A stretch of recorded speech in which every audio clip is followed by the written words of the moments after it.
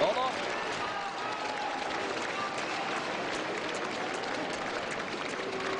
پهلوان تاجیک شاکرماماد میرمامادوف میبراید. اوشانگی کوکاوری پهلوان آذری است. اصلا این پهلوان گرجی نژاد است. نایب قهرمان چمپیونات جهانی سال 2018 است و جمهوری آذربایجان را در بازی‌های ریو د ژانیرو معرفی کرده بود.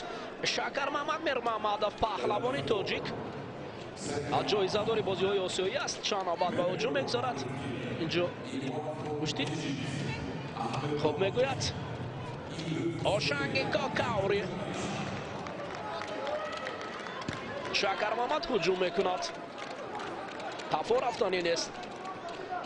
با قول دیگر قدم به قفا نمیزد. حالا کمیکاترانو درست میدونند برای این جفت داور مرکز و هر دو را شیدا میدهد. حالا ببینید اکنون شاکرماماد برای داشتن گریبان رقیب هجوم میکند.